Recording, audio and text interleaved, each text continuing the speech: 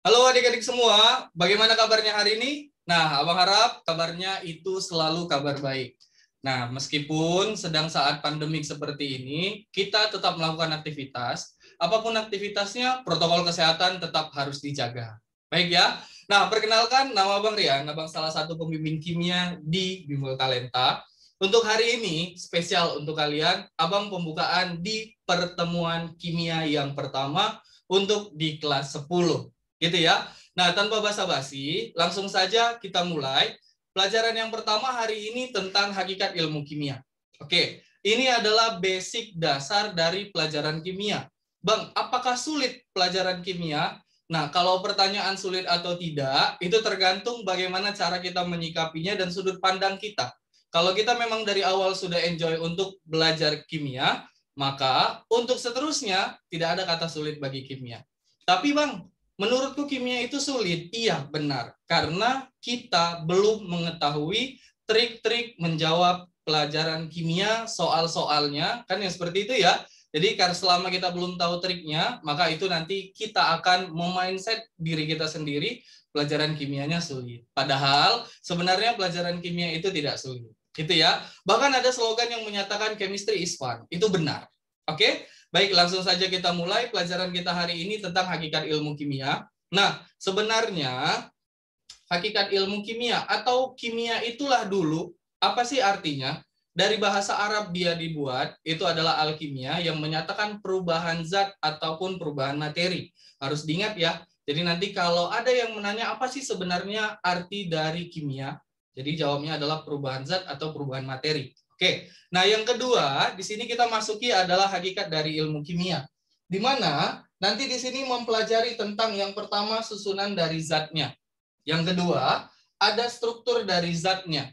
Kalau kalian tahu obat, itu strukturnya ada. Bagaimana cara kita menggambarnya, itu nanti kita masuki di pelajaran kita kelas 3 SMA tentang kimia organik. Jadi sabar dulu, lalui tahapannya baru loncat ke kelas 3. Oke? Baru ini sifat dan perubahan materi tersebut. Baru yang terakhir adalah apakah ada energi yang menyertai dari masing-masing perubahan tersebut. Oke, nah harus tahu dulu untuk materi di sini itu kita anggap sebagai sesuatu yang mempunyai massa dan menempati ruang.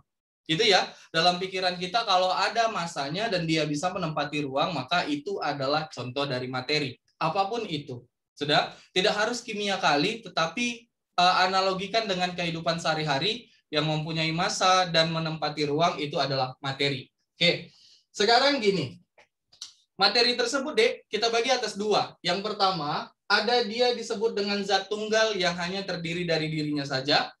Terus yang kedua ada zat campuran, berarti ada dia dan yang lain. Oke, kalau dia untuk zat tunggal, itu yang pertama adalah unsur. Contohnya natrium dilambangkan dengan Na. Ini sudah masuk rumus kimianya sedikit. Habis itu kalium dilambangkan dengan huruf K besar. Dan yang terakhir ini adalah dan lain-lain. Masih banyak contohnya. Oke, senyawa berarti campuran atau gabungan minimal dari dua. Gitu ya. Nah, pertama NaCl, ini kita pasti sudah tahu garam dapur jawabannya. Habis itu H2O, air yang kita konsumsi. Kenapa? Tubuh kita ini 90%-nya terdiri dari plasma air, kan gitu ya. Jadi memang dibutuhkan air untuk tubuh supaya tidak dehidrasi. Dan lain-lain lah contohnya kita buat situ ya. Oke, sekarang masuk kita ke bagian campuran. Ada dua, homogen dan heterogen. Kalau homo berarti itu sama, sejenis, gitu ya. Terus kalau hetero itu yang berbeda jenis. Nah, sudah Abang buatkan contohnya, larutan gula, air, dan pasir untuk masing-masing contoh homogen dan heterogen. Yang tidak bisa dipisahkan mana? Antara siapa zat terlarut dan zat pelarutnya jika sudah digabung, tidak bisa dipisahkan lagi, itu adalah bagian dari homogen. Kalau masih bisa dipisahkan, berarti itu adalah heterogen. Semudah itu kita untuk membedakannya, Dek, antara homogen dan heterogen. Gitu ya? Oke, next kita lanjut. Tadi ada sifatnya tentang perubahan materi. Nah, mau kita bahas hari ini. Kalau untuk perubahan hanya dua. Yang pertama, kalau dia ada fisika, pasti temannya ada kimia. Oke? Kalau perubahan fisika, nanti kita fokus kepada wujudnya saja. Jadi nanti wujud-wujud dari perubahan fisika itu tidak ada terbentuk zat yang baru karena hanya perubahan wujudnya.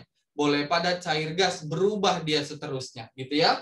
Habis itu dapat kembali ke bentuk awal. Nah, kalau kita ambil analogi, contohnya di sini kita tuliskan adalah air. Boleh dalam bentuk gas, boleh ketika dia dipanaskan dan menjadi uap. Boleh dia dalam bentuk padat, boleh ketika dia sampai pada titik bekunya, 0 derajat Celcius. Dan dia boleh mencair, boleh dalam keadaan suhu ruang. Oke ya. Habis itu perubahan wujud. Nah, ini disebabkan oleh gaya dan perubahan suhu. Ingat, kalau fisika lebih kepada gaya dan suhunya. Nah, sementara untuk kimia, Dek, di sini ada dia terbentuk zat baru, tidak dapat kembali lagi ke keadaan awalnya, baru terdapat perubahan zat. Ini macam-macam, boleh terbentuk endapan, warna, adanya gas, panas, yang seperti itu ya. Baru yang terakhir di sini disebabkan oleh reaksi kimia. Nah, kita tandain ini bagian yang terpenting reaksi kimia, karena pelajaran kimia tanpa reaksinya itu tidak akan greget, gitu ya. Jadi kalau yang seperti ini saja memang kurang greget. Nanti kalau sudah masuk persamaan reaksi, baru nampak gregetnya kimia itu di bagian mana. Oke. Sekarang ini tadi sudah Abang buat contohnya adalah air. Nah, kalau untuk kimia, itu Abang buatnya adalah dengan kata kunci nasi. Kalau nasi dari beras sudah dimasak, dikembalikan lagi ke dalam bentuknya beras, tidak bisa. Itu adalah contoh dari perubahan kimia.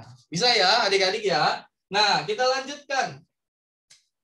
Ilmu kimia itu ternyata bagian dari sains atau bagian dari IPA. Iya, itu benar. Sekarang, hakikat dari ilmu kimia Abang ambil sebagai dua bagian. Yang pertama, sebagai proses. Di sini kita melihat segala gejala yang terjadi dan dialami secara sistematik. Gitu ya. Oke, habis itu sebagai produk. Nah, produknya itu mana? Setelah kita alami gejala-gejala alam, sudah. Habis itu kita temukan fakta. Oke, bagaimana kita tahu kalau hari mau hujan? Nah, yang pertama pasti lihat dulu awannya. Kalau awannya sudah menghitam, itu tandanya awannya sudah banyak air di dalamnya dan ready dia untuk diturunkan ke bumi, kan gitu ya, untuk jatuh ke bumi. Maka fakta yang akan kita kemukakan adalah jika mau hujan awannya menghitam. Oke, habis itu konsep apa yang bisa kita ambil? Nah, jadi dari jauh kita sudah lihat kalau awan-awan itu sudah menghitam, oh tandanya ini bakalan turun hujan. Dan yang terakhir, hukum dan teori yang ada pada pelajaran-pelajaran kimia, fisika, dan biologi itu merupakan bagian dari ilmu sains. Bisa ya? Oke. Nah, yang bagian terakhir di sini yang mau kita jelaskan itu adalah tentang metode-metode ilmiah. Adik-adik semua, nanti jika di kedepan hari kalian menjadi seorang ilmuwan, kita nggak tahu ya kita mau jadi apa, tapi sudah mulai dari sekarang kita rancang cita-cita kita apa, kan gitu ya. Di sini kalian sudah di tempat yang benar, di Bimbel Talenta. Jadi kita memang membantu kalian meluruskan cita-cita kalian yang masih abu-abu itu menjadi gambaran terangnya. Oke, sekarang lihat. Metode ilmiah inilah yang kita gunakan untuk menjawab segala sesuatu tentang fenomena yang ada. Nah, sekarang fenomena yang sedang terjadi itu adalah COVID-19. Itu ya, virus corona. Oke. Nah, bagaimana kita mau menjawab hingga akhirnya kita sekarang sudah menerima vaksinasi secara massal? Oke. Yang pertama, metode ilmiah ini adalah suatu ilmu yang digunakan untuk memperoleh data-data secara sistematis, empiris, dan terkontrol. Jadi kalau tidak terpenuhi yang tiga ini, maka metode ilmiah yang digunakan itu tidak tepat. Oke, langkah-langkah apa yang kita lakukan untuk menentukan metode-metode ilmiah yang benar? Pertama, merumuskan masalah. Tadi sudah Abang buat headline-nya adalah coronavirus, gitu ya, atau COVID-19. Nah, rumusan masalah apa sih yang bisa kita bikin? Kalau kita mau buat rumusan masalah, berarti kira-kira tanda tanya besar kita terhadap corona. Sebenarnya corona itu apa? Bagaimana tingkat penyebarannya? Nah, yang seperti itu adalah suatu masalah. Apakah semua orang yang dalam keadaan flu positif corona atau positif COVID-19? Nah, itu yang harus kita jawab secara ilmiah, gitu ya. Oke. Dan kedua, membuat hipotesis. Nah, hipotesis ini adalah dugaan sementara. Kita masih headline-nya itu adalah COVID-19. Misal, Abang ambil contoh hipotesis. Udah, tingkat stres mempengaruhi lama atau tidaknya sembuh seseorang dari penyakit flu. Kalau kalian uji secara klinis, pernyataan Abang itu benar. Gitu ya, karena didasari dari jurnal-jurnal ilmiah. Tapi inilah kita buat dulu sebagai perumpamaan hipotesisnya. Yang kedua, menyusun kerangka teori. Kerangka teori di sini adalah sebagai acuan kita menyatakan hipotesis yang tadi. Gitu. Sebenarnya flu itu apa? Corona itu datang dari mana? Gitu. Bagaimana orang-orang yang sudah terjangkit? Infeksinya itu berlaku selama berapa hari? Inilah adalah di bagian kerangka teori. Nah, lanjut. Nomor 3. Instrumen apa yang sesuai? Kalau dibilang instrumen, itu boleh tes dan non-tes. Kalau tes, ya soal. Kalau non-tes itu berupa angket. Kalau untuk corona seperti ini, kita nggak bisa suruh coronanya mengerjakan soal ya, Dek. Dia bukan makhluk hidup. Ingat, virus bukan makhluk hidup. Tetapi jika dia sudah menempati inangnya, maka dia akan mengontrol inang tersebut. Jadi hati-hati ya. Oke, berarti ini kita ambil adalah bagian observasi. Kita melihat-lihat orang yang sudah terkena virus corona itu seperti apa, penyakitnya yang ditimbulkan, apakah dia batuk, sesak napas, dan lain-lain. Oke, nomor 5, pengumpulan data. Setelah kita lakukan observasi, data yang bisa kita ambil, kita kumpulkan sebanyak-banyaknya, supaya kita bisa menganalisis data tersebut, hingga membuat kesimpulan, oh benar, jika kita semakin stres, maka kita akan sangat sulit untuk sembuh dari penyakit influenza. Gitu ya. Oke, habis itu kita buatlah laporan ilmiahnya secara tertulis, dan yang terakhir kita publikasi. Bisa ya sampai di sini sudah Abang jelaskan secara runut, dan Abang gunakan contoh juga untuk langkah-langkah metode ilmiah. Dan yang bagian terakhir itu adalah mengenai sifat metode ilmiah. Bagaimana sifat metode ilmiahnya? Itu akan kita bahas selanjutnya. Oke ya?